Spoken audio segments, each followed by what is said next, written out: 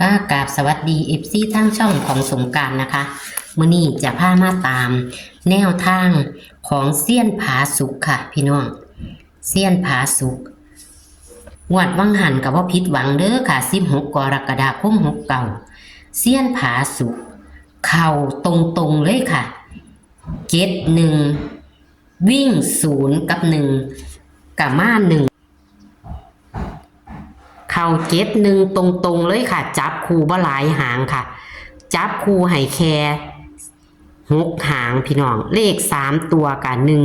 179ตัดเล่นเข้า71นะคะนี่ค่ะลักสุดยอดค่ะเซียนผาสุกวันที่16วันที่ตำล่าวเพิ่นกับเขาดีเด้อค่ะเอาในมื้อนี้งวดประจำวันที่1สิงหาคม69จะเป็นตัวใดเฮาไปรับชมรับฟังเสียงสัมภาษณ์กันได้เลยค่ะแม่ครับค่ะสวัสดีค่ะพึ่งว่าของบ้านเพิ่นกับเขาได้เนาะเขาทั้งของเพิ่นของเฮาแล้วเนาะค่ะเขาคักอยู่ค่ะเฮ็ดหนึ่งตรงๆเลยค่ะของ16กรกฎาคมค่ะเข้าอยู่ค่ะพี่น้อง FC กะเบิ่งเซียนในเด้อค่ะจังคือเสียงตกน้ำนี่เลยเป็นอีกแล้วล่ะค่ะทองกับบ่ตะว่าโทรไปหังผู้อื่นบ่เป็นดิค่ะผมก็ว่าอยู่ของผมก็คือกันมันของเขามันของห่างก็ต้องของห่างเนาะมันสิเวียนถ้าได้บ่บ่โทรไปหังผู้อื่นบ่เป็นหยังแม่ค่ะแต่ก็ถวยแตกมันกระทบกันนี่แหละเนาะมันสิแม่นถ้าได้บ่แล้วตั้งเสียงได้ก็ค่อยแก้เอาค่ะของแม่เฮามันบ่สมบูรณ์ก็มันค่ะสักมื้อนึงมันคงจะได้อยู่ดอกเนาะแอดเนาะค่ะมีแฮงต่อไปเพิ่นเบิ่งเฮาเพิ่นเห็นเฮาเข้าเพิ่นสิบ่นั่นอยู่บ่เนาะเขียนนี่ก็สิวิ่ง2ตัวคือเก่าเด้อเด้อค่ะวิ่งตัวอย่างเดิมนี่ของแอดหน้าที่แล้วบ่นี่ค่ะไปเลยเนาะแต่เนาะวิ่งเดี๋ยวนี้วิ่ง2กับ3เลยเด้อ2กับ3จับคู่ค่ะคู่นี่26 36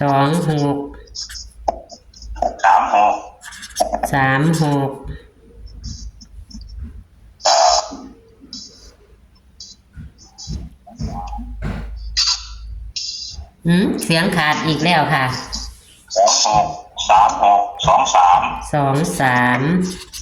แล้ววันนี้ก็30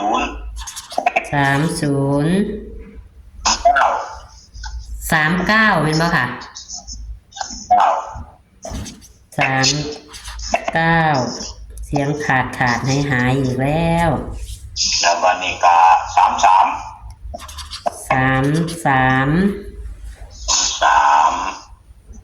แล้วเอาโตไปไว้ในแอปค่ะราคาใจนี่ก็สิ29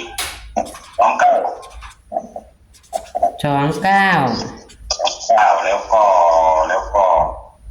ะวังเล็กหากับ1หาตัวใดดีกว่ามันเก่งคือกันเนาะเอา7หาแอป75หางเรือกับ7กับ1มันก็ตีลังกาเนาะเพราะว่า1หาผมก็ชอบคือกันนะครับที่ให้ไปก็จะหลายไปอีกขนาดอ่ะให้เพิ่นกลับหัวเอามันโตถ้ามันหนีไปนะมันก็สิไปหน่อยๆเนี่ยสั่นล่ะเกตมันเป็น1เนาะหมวดที่ประธานมากก็เป็นลักษณะนั้นเนาะค่ะใหม่ผู้การไปก็มี62นู่นแล้ว7ย้อนแล้วเลขมันก็ออก63มันได้3ออก63เนาะ62ก็ออก63เนี่ยมันใกล้ๆกันนะในแอปมันกันเนาะมันมีตัวกัน29เนาะถ้ามัก75นี่ก็เทียบไปก็จักน้อยๆล่ะผมคิดว่าค่ะหรือคนที่ลงมันเป็น6ตกกันผมเข้าไปแห้งอยู่แต่ว่าผมจับได้2ที่ค่ะจับเป็น76มันก็อยู่น้ำ26นี่ล่ะ76ก็ได้เพราะว่า2กับ7มันเป็นตัวเดียวกันเนาะยกมือข้างเดียวคือนับเบิ่งมันก็จะทับกันอยู่หั่นล่ะถ้าก็ไปนี่ก็เลยงงเลยโอ้โหเอาตัวค้าขายนี่แหละเด้อค่ะนี่มันเท่าใดล่ะค่ะ สามตัวก่อนค่ะ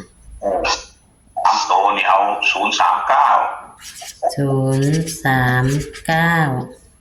แล้วว่านี่ก็คือว่าเลขเดียวนี่จะเบิ้ลถ้าบ่เบิ้ลก็หาบเนาะ ค่ะ 39นี่ระหว่าง330กับ303จะเอาจังได๋เอา330แอปเอาอีกตัวแอป ค่ะ เอา339ใส่อีกตัวหนึ่งซะ339จริงๆผมก็มักเลขหาบน้ำหอมอยู่ผมย่างมันหาบมันบ่หาบกับเบิ้ลเดี๋ยวนี้ผมคิดว่าเพราะว่าสูตรมันมาแนวนั้น ค่ะ จับ3ไว้เพราะว่า3นี่มันหลายสูตรมากระทบกันเอาง่ายๆคือ3แห้งแล้วสังเกตว่าคนจับนี่ก็จับ3นิ่น3แม่นบ่ค่ะกันบ่เน้นก็ซ้ำเน้นแล้วผมจับ3หลายกว่านะค่ะแล้วก็แต่ถ้ามันมาตัวเดียวนี่ถ้ามันเป็นนั่นนี่มันก็อาจจะไปอยู่ล่ะ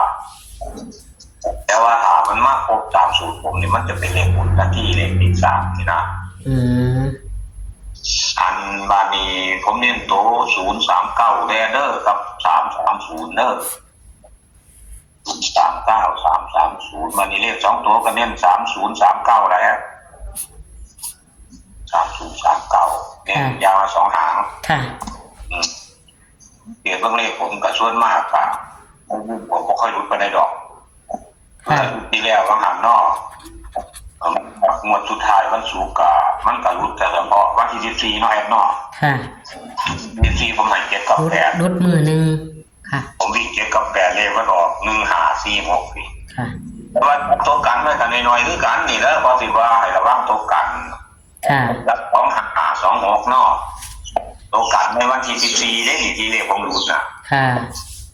25เนี่ย25ก็มีเนาะมันแต้มเป็น15ซะสังเกตบางสั่งตัวกันว่าถ้ามันจากที่ผมจับให้ถ้ามันไปหาตัวกันก็อาจจะเพียงไปอีกนิดนึงยังสินะแอนค่ะเราให้ที่มันวิเคราะห์ดอกว่าเพราะมันนี่มันก็นี้แต่ดอกผมมันถือมาแอนเนาะค่ะผมบอกคนตกหน้ามันรีไปรีมารีบูวินเลยบ่อยบูวินเท่าข้างไปพอย่อมตกหน้ามันก็เลยถือพอดีอย่างนี้ค่ะมันหลีกหลายเอาจับดูจับตำรานี่แหละแอนแมนค่ะวันนี้สูตรแมนรุดวันหนึ่งกับมะเขาคือเก่าก็ได้นะเพราะว่าเขามีสูตรอยู่ค่ะเนื้อค่ะวิ่งเนาะวิ่ง2กับ3เนาะกับสังเกตเบิ้งกับซีเมนต์3เนาะค่ะเนาะเป็น3เน้น3สิงหาค่ะอันนี้เป็น1สิงหาจับคู่กับมี26 36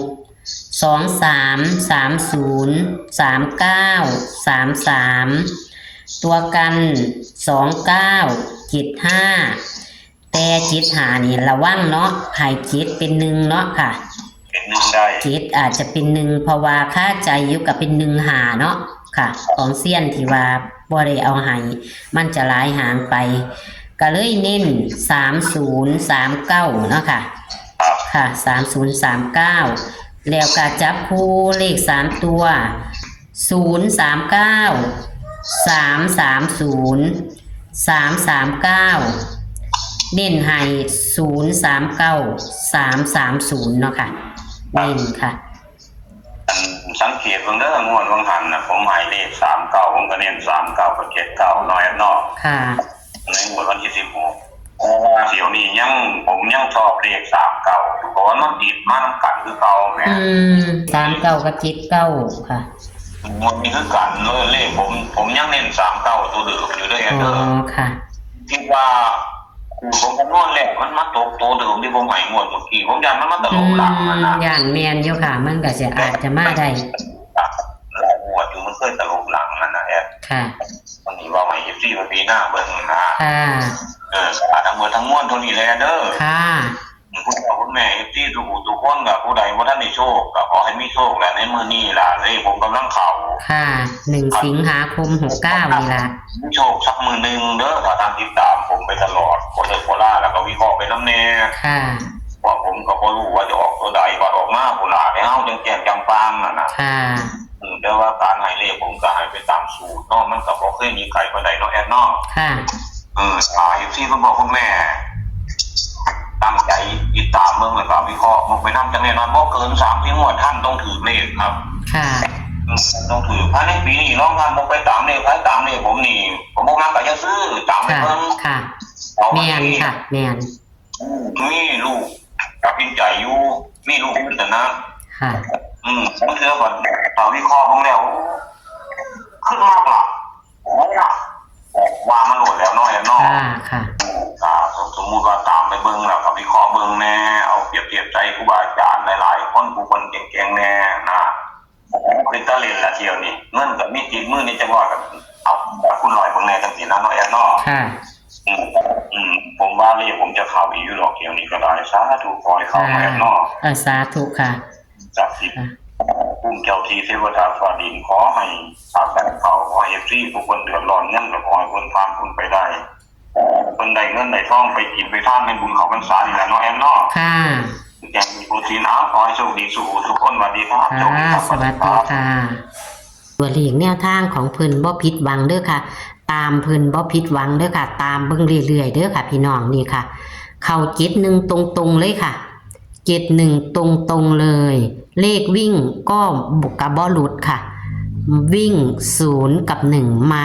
1แล้วก็จับคู่71บ่หลายหางค่ะ ตามเสี้ยนผาสุกบ่หลายหางนะคะเอาวิเคราะห์ใส่กันเบิ่งเด้อค่ะพี่น้องวันที่1สิงหาคม69มาแล้วค่ะ ตัวเลขแนวทางของเพิ่นนี่ค่ะ พี่น้องวิ่ง2กับ3เพิ่นให้แห้ง3แล้วค่ะพี่น้องที่จริงเพิ่นจะเสมอกันแต่ว่าเพิ่นจับ3หลายนี่ค่ะ ตัวเลขแนวทางของเพิ่นเด้อค่ะแคปหน้าจอค่ะพี่น้อง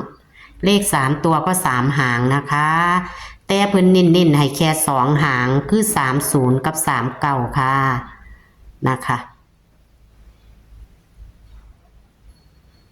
ค่ะคลิปนี้ก็ขอให้โชคให้มานกับเซียนผาสุกนะคะกับฟังเพิ่นเบาเอาเด้อค่ะมื้อนี้บ่สรุปหลายนะคะแต่มีแค่นี้ขอให้โชคให้มานขอกดไลค์กดแชร์ให้กับเซียนผาสุกและช่องของสงกรานต์เหมือนเดิมค่ะคลิปนี้ก็ฝากไว้ซ้ำนี้ค่ะเป็นแนวทางรัฐบาลไทย1สิงหาคม69นะคะโชคมันๆค่ะสวัสดีค่ะ